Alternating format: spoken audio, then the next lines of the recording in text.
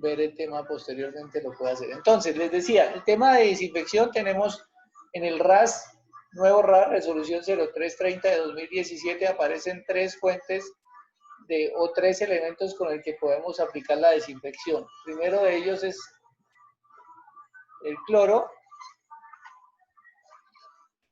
tenemos el ozono o tenemos los rayos UV. Los tres están habilitados o están mencionados en el RAS, pero esto es 0330. Pero hay una resolución que es la que habla de agua potable, que todos conocen, la 2115.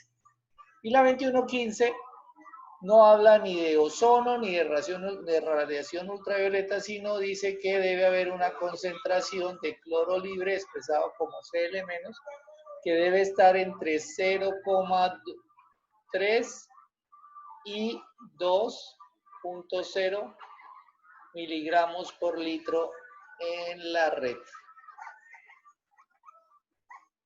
de distribución.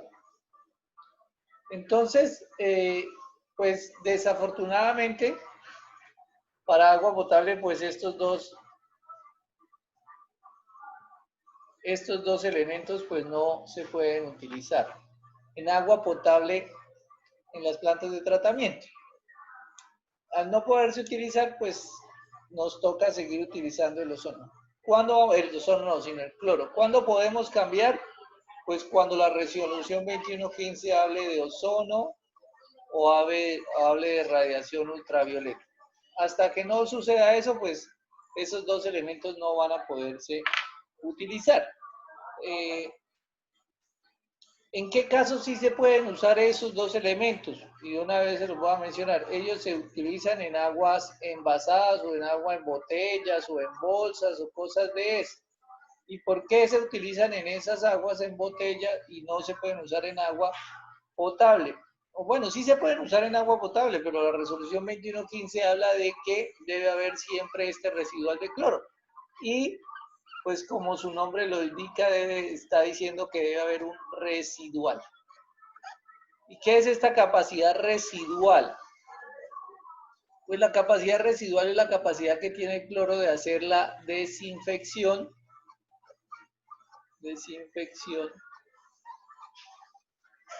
después de que sale de la planta.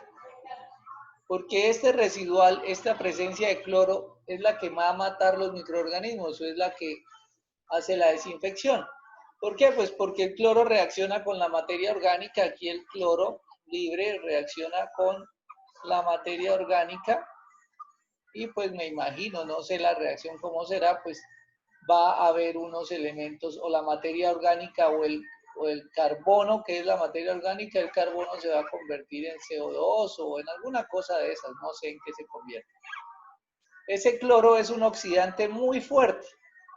Entonces va a transformar o va a convertir la materia orgánica en algo que deja de ser materia orgánica. ¿Y por qué necesitamos eso? Porque nosotros tenemos unos microorganismos que cuando le aplicamos el cloro, pues esos microorganismos se van a morir o van a desaparecer. Y esa es la función o esa es la capacidad que tiene el cloro de eliminar los microorganismos, y por eso pues necesitamos que haya un cloro residual. Ya lo hemos hablado aquí, lo hablé en la clase pasada, creo, el tema de que debemos aplicar cloro en aguas que han sido, que debemos hacerle el proceso de filtración, porque si no hacemos el proceso de filtración, el cloro no va a ser capaz de penetrar la partícula de turbiedad, y entonces esos microorganismos que queremos eliminar con cloro, pues no se van a eliminar. Y si hay elementos como Giardia y Cryptosporidium, pues esos elementos que tienen una pared celular más gruesa, el cloro no es capaz de romperla y por lo tanto no se van a eliminar. Entonces, esa es la función del cloro, atacar los microorganismos. Pero ¿por qué tiene que haber un residual? Porque si hablamos de ozono y radiación ultravioleta, pues también el ozono y la radiación ultravioleta hacen lo suyo. ¿Qué hace el ozono? El ozono, pues al igual que el cloro, es un oxidante muy fuerte y el ozono reacciona con la materia orgánica descomponiendo la materia orgánica. Entonces pues estos microorganismos que son de materia orgánica, llámese bacterias, llámese virus, pues se los va como a disolver, los va a consumir y pues tenemos la eliminación de ese microorganismo. La radiación ultravioleta, por otro lado, ella no oxida nada. Lo que pasa es que la radiación ultravioleta genera es una mutación, hace una transformación de las cadenas de ADN y pues el microorganismo pues no va a poder reproducirse, no va a poder aumentar, crecer, bueno, hacer sus procesos normales y pues con esto vamos a hacer la eliminación de los microorganismos. Obviamente, si yo tengo el agua turbia y le paso radiación ultravioleta, pues al igual que el cloro, la radiación ultravioleta tiene que entrar a la superficie del microorganismo para que lo afecte. Si el agua está sucia, pues de nada sirve aplicar radiación ultravioleta. Entonces, pues esa es la situación con la radiación ultravioleta. Dijo un payaso por ahí que si quieren matar el coronavirus, pues como el coronavirus, el cloro afecta al coronavirus, pues entonces vayan y respiren cloro. ¿Alguien sabe qué payaso fue el que dijo eso? O vayan y sométanse a radiación ultravioleta para que se elimine ese coronavirus. ¿Alguien ha escuchado eso en alguna parte? ¿Hay alguien en clase o no hay nadie en clase? No, señor. No, yo no he escuchado nunca nada de eso. Ah, yo creí que no había nadie. Sí, ¿Quiénes? A No, ver. no, señor. No, señor. De radiación ultravioleta para desinfectar hospitales. Sí, eso se puede hacer, pero alguien dijo, pues como el cloro mataba el coronavirus, pues vaya, respiren cloro o aplíquense radiación ultravioleta en la piel y en la garganta y en la cara para eliminar el cloro, los microorganismos. ¿No lo escucharon? Ustedes como que poco noticias ven. Bueno, independientemente del que haya dicho eso, pues eso no tiene sino un solo problema. El cloro es un gas tóxico, venenoso, es un veneno, corrosivo,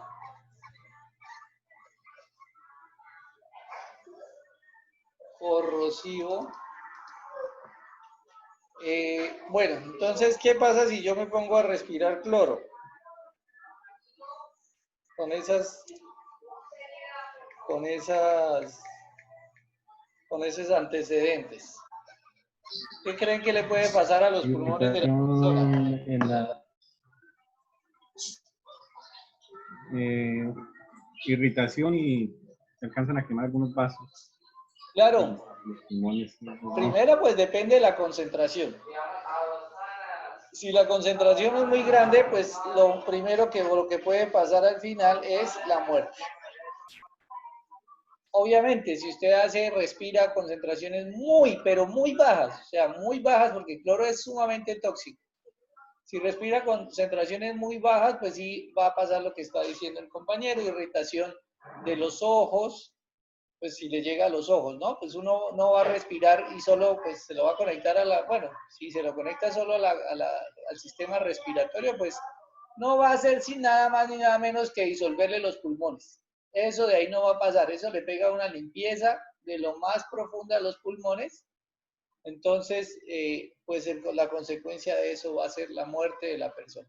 Sí, pues le llega, cuando son en bajas concentraciones, pues le irrita los ojos, le irrita la nariz, la garganta, porque el cloro oxida todo lo que se presente al frente y pues la materia orgánica la oxida mucho más. Entonces, simplemente lo que vamos a encontrar es que va a haber una irritación de todas las zonas que estén húmedas y después, pues, si la concentración sigue o el contacto sigue, pues va a presentarse la muerte por su capacidad de ser tóxico, venenoso, corrosivo, oxidante fuerte y todo lo demás.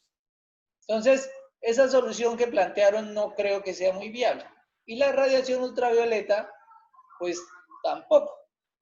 Nosotros no podemos someternos a radiación ultravioleta porque la radiación ultravioleta, ya les dije, genera mutaciones.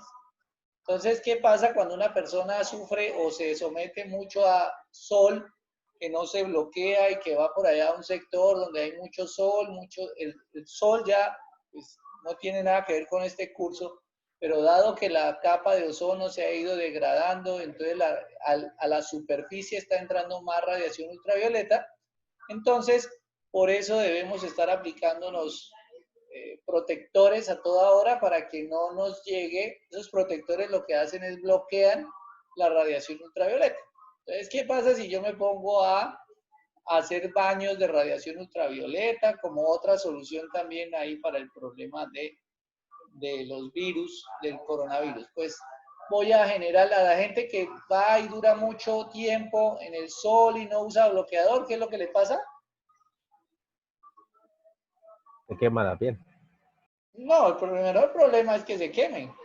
Le da cáncer de piel. Cáncer, obviamente. Entonces la radiación ultravioleta le produce cáncer. Esas dos soluciones que se inventaron no son muy viables para matar el coronavirus. Sin embargo, pues estas sí son en agua. En agua son viables, ¿por qué? Pues porque el cloro está en unas concentraciones muy bajas. La radiación ultravioleta no vamos a someter ni la piel, ni la garganta, ni nada, sino se va a someter el agua y no hay un residual, o sea, no hay un residual de radiación ultravioleta que vaya a pasar al siguiente proceso o que vayamos a consumir, entonces digamos, no es grave. El residual de cloro, ¿por qué se necesita el residual de cloro? Porque cuando nosotros salimos de nuestra planta, vamos a tener aquí nuestra planta de tratamiento de agua. Normalmente vamos a encontrar que el cloro, la concentración de cloro libre puede ser, por ejemplo, puede ser la máxima, que dijimos que la máxima es 2. Entonces uno puede encontrar, por ejemplo, 2.2 miligramos por litro, una concentración de cloro a la salida de la planta. Y la planta va a la tubería y va a llegar a una red de distribución de agua. Entonces la norma dice que en cualquier punto de la red, si yo voy y tomo una muestra, la concentración me debe dar mayor a 0,3 y menor a 2. ¿Por qué cambia si aquí estoy aplicando 2.2 y aquí voy a encontrar, por ejemplo, yo voy mido por acá y miré y leí y me dio que la concentración de cloro me dio 1.2 miligramos por litro?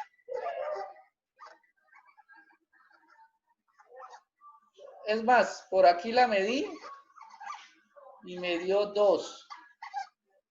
Y la medí por acá en el punto más lejano y me dio 0,8. Entonces, la norma dice que en el punto más cercano siempre debe ser menor a 2 y en el punto más lejano siempre debe ser mayor a 0,3. Entonces, los puntos o los momentos donde se mide cloro siempre se hacen en diferentes partes del municipio. Existen unas fuentes donde se toma agua directamente de la red. Este análisis es en la red, no en el tanque. Ya creo que la clase pasada hablamos de eso. No es en el tanque, no es en la llave dentro de la casa, no. Es en la red. ¿Y por qué en la red? Porque lo que pase del medidor para adentro, la empresa o el prestador de servicio no puede asegurar nada. Y se los dije creo que la clase pasada con el respecto al tema de Bogotá. Ya en Bogotá le dijeron a la gente suspenda sus tanques subterráneos, su tanque elevado, porque esos tanques son focos de contaminación. La red, el agua fresca que llega por la red siempre va a cumplir con este criterio o con este, o bueno, va a cumplir con la resolución 2115 y vamos a asegurar la capacidad residual. ¿Eso qué es? Pues que cuando el agua sale de la casa por acá, perdón, de la planta, pues por acá van en los puntos de la red van a haber algunos efectos o algunos residuales que pueden contaminar el agua. Entonces, cada vez que encuentre por acá materia orgánica, esa materia orgánica va a reaccionar con el cloro y va a ir disminuyéndolo. Entonces, por eso debe existir el residual, para que exista la posibilidad de que si llega a haber algún punto de contaminación a lo largo de la red, pues el cloro elimine esos microorganismos o esa contaminación y el agua siga siendo apta para consumo humano. Por eso no se pueden usar los otros dos. ¿Por qué? Porque ni la radiación ultravioleta ni el ozono, estos otros dos elementos no tienen una capacidad residual. El ozono se consume directamente y si ya sea cuando se hace pasar el agua a través de la fuente de ozono, él se consume muy rápidamente y no queda mucho residual de ozono en el agua. Y la radiación ultravioleta pues no queda residual, ella solo es capaz de matar los microorganismos que pasaron a través de la fase de agua que fue sometida a radiación UV. Si los microorganismos están más adelante, pues no mueren. Entonces, por eso la resolución es muy clara y habla de cloro residual y no habla de ozono ni UV. ¿En dónde sí se utiliza? Pues en agua embotellada. ¿Por qué sí se puede usar en agua embotellada? Porque es que usted trata el agua, le echa su ozono, le echa su radiación ultravioleta y la embotella. Entonces, en ese proceso, desde que sale de la planta hasta que llega a la casa, siempre el agua va a estar dentro de una botella. No hay ninguna posibilidad de contaminación, porque se supone que la botella está limpia, que la botella no tiene contaminantes. ¿En qué momento existe la posibilidad de contaminación? Pues cuando se abre la botella. Cuando uno abre una botella de agua o una bolsa, ¿qué es lo que pasa? Pues simplemente, perdón, ya entra esta agua en contacto con los microorganismos que están en el aire, que están en la boca, y ahí mismo hay posibilidad de contaminación. Por eso todas las botellas de agua o todos los productos de agua embotellada o envasada dicen consúmase en el menor tiempo posible después de haber abierto. ¿Por qué? Porque como estas aguas no tienen una capacidad de desinfección, no tienen una capacidad residual, pues después de que se abre, la posibilidad de que contamine es muy grande, porque todo lo que hay en el ambiente, lo que tenemos en la boca, en las manos, en todas partes, son situaciones de contaminación. Entonces, esto puede causar que el agua se nos contamine. ¿Alguna pregunta hasta acá? No, señor. Señor. Bueno, entonces, bueno, para el cloro entonces necesitamos, bueno, para el ozono y la radiación ultravioleta hay unos equipos que se compran o que venden, bueno. Pero nosotros, como vamos a hablar es de cloro, el cloro viene en 3 presentaciones. Se consigue en 3 presentaciones. Les queda de tarea, por favor, revisar cuáles son esas presentaciones en las que se consigue el cloro. Pero por ahora, pues les voy a hablar que tenemos cloro gaseoso nuevamente, que viene como Cl2, que es gaseoso. Él se consigue en 2 presentaciones comercialmente, en balas de 68 kilogramos o en contenedores de 1000, no estoy seguro si son de 900 o de 1000 kilogramos. En estos contenedores, como está gaseoso, pues por ejemplo en los contenedores o en las balas, ¿qué es lo que vamos a tener? Es un cilindro así. Voy a corregir porque ese cilindro no es así, es así.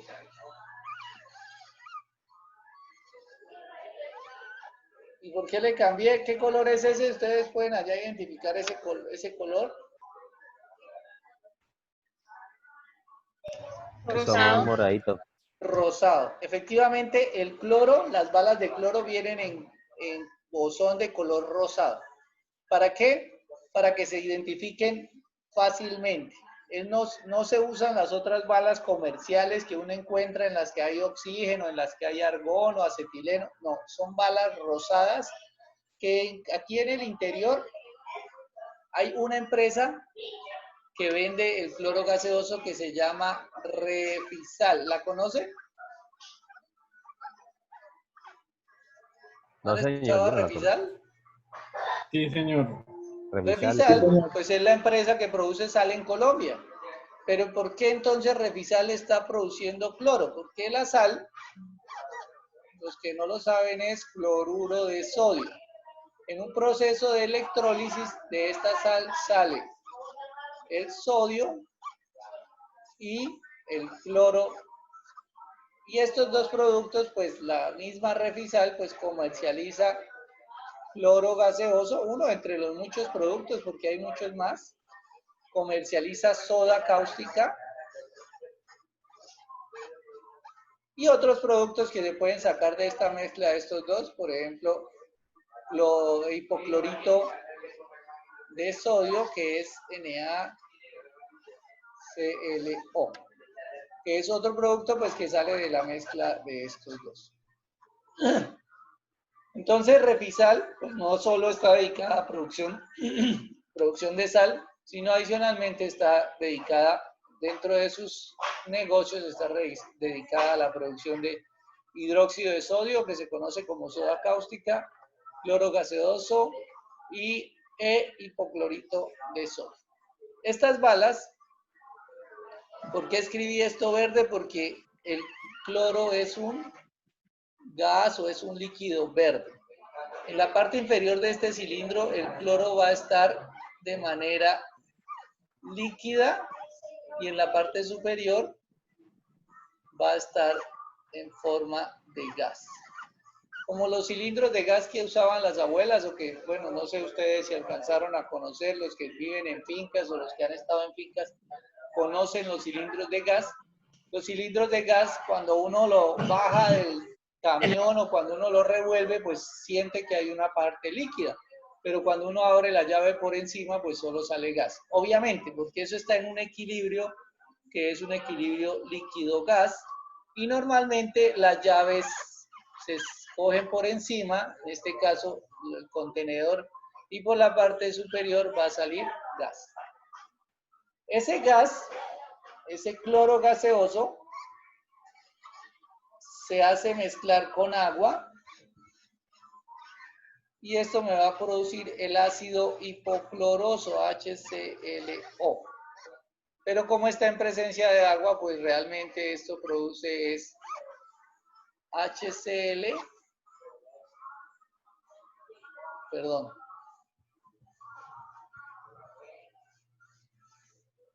H positivo más ClO negativo.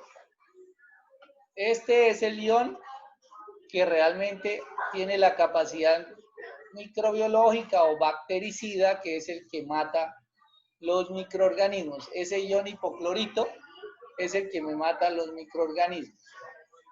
Entonces, ese ion hipoclorito pues es el que debo aplicar en el agua. Entonces yo no aplico cloro gaseoso ni cloro líquido tampoco. Lo que aplico es una solución de cloro con agua y esa solución de cloro con agua es lo que me va a llevar, es el ion hipoclorito. ¿A dónde aplico eso? Se aplica, pues ustedes saben que nosotros tenemos nuestra planta, si recuerdan la clase pasada, voy a tratar de dibujar acá algo que dibujamos la clase pasada, por acá, 1, 2, 3, 4, 5, y por acá, 1, 2, 3, 4, 5, y por acá teníamos una joda que era más o menos así. Bueno, ahí perdonarán el dibujo. ¿Alguien se acuerda de este dibujo de la clase pasada? ¿Qué son? Sedimentadores. No, los Los filtros. sedimentadores. Esos son los filtros. Filtros. De aquí, a la ¿Los filtros? salida de los filtros, vamos a salir a un tanque que se llama el tanque de contacto, que de manera, pues la gente por hablar ahí gomelamente le dice TDC, pero eso es un tanque, eso no tiene ninguna ciencia, es un tanque de contacto que tiene internamente unos canales. ¿Para qué? Pues para que el cloro haga el contacto. Entonces, ¿En dónde debo aplicar el cloro? El cloro lo aplico acá, o lo puedo aplicar acá, en el proceso donde el agua sale de filtración hacia el tanque de contacto. Dice la teoría que solo es necesario que aplicar una pequeña mezcla, no es necesario instalar canaleta parcha ni nada de eso, sino simplemente un sitio donde haya la mezcla del ácido de este ion con el agua y se le da un tiempo de contacto. ¿Cuál es el tiempo? ¿Cuál es la idea de ese tiempo de contacto? Pues ese tiempo de contacto es para que el ion reaccione con los microorganismos y cuando el agua salga por acá, pues ya no tenga microorganismos, el agua ya salga clarificada.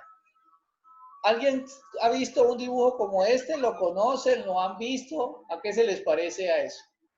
¿A qué se les parece eso? A un floculador. A un floculador. ¿Qué tipo de floculador? Un hidráulico.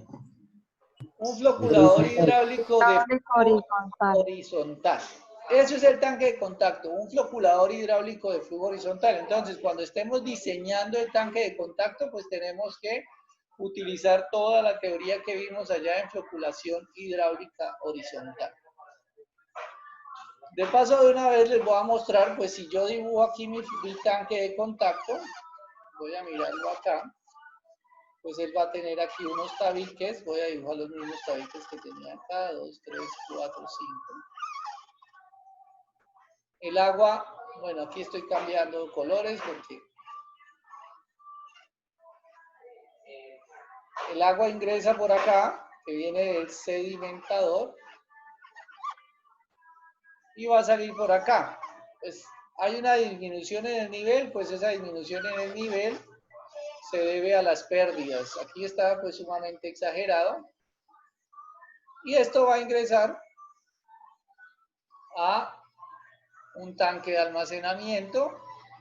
Entonces esto se llama tanque de contacto y esto se llama tanque de almacenamiento.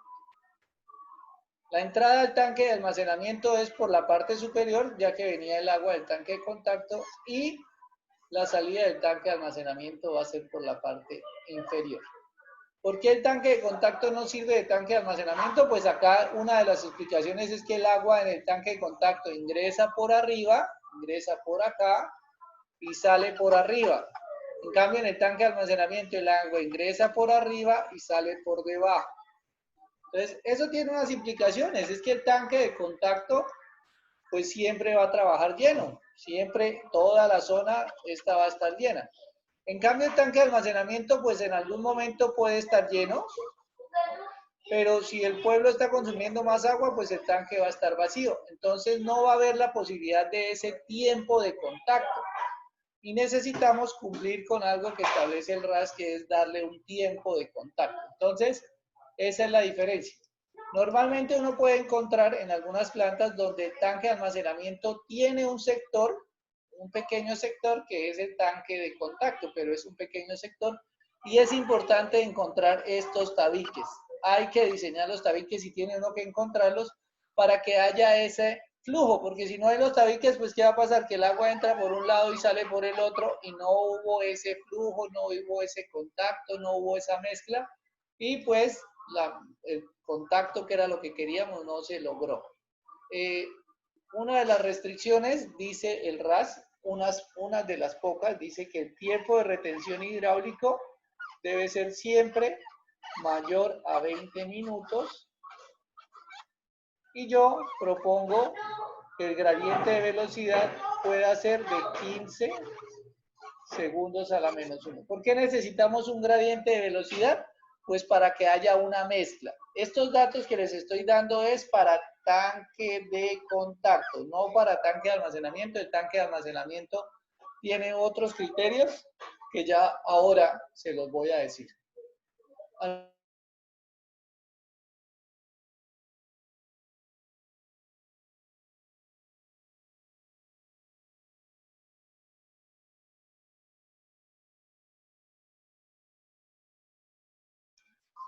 Muchachos, ¿preguntas? ¿No hay preguntas? ¿Nada? No, señor, no, ¿Hay alguien por señor. ahí? No, No, señor, no tengo pregunta. Hermano, están dormidos. Inge, si se calcula, digamos, el tanque de contacto, dice que acá como el hidráulico horizontal, ¿podemos volver a repetir totalmente la estructura o hay algo más? No le copié, Edgar, me repite un poco más duro que no escucho. Inge, si esto es prácticamente casi que, o sea, muy similar al hidráulico horizontal, ¿cierto? Lo que estaba hablando hace un momentito. ¿Se puede otra vez volver a tomar la estructura como tal o hay algo más adicional? No, la forma, o sea, es un hidráulico horizontal, pero eso no quiere decir que que sea el mismo. ¿Por qué? Pues porque aquí es un tanque que tiene unas dimensiones diferentes. Ya les dije, aquí el gradiente es de 15, en cambio en un floculador hidráulico el gradiente, recuerden que en floculación el gradiente varía de 90 a 20, o sea, no puede servir de esa estructura. Y además, pues eso está allá atrás, el agua no se va a poner a devolverse hasta allá ni nada de eso. Entonces, no, simplemente es una estructura totalmente diferente, es una estructura nueva que lo que les decía, les traté de decir hace un rato, normalmente se anexa o se le construye alguna parte al tanque de almacenamiento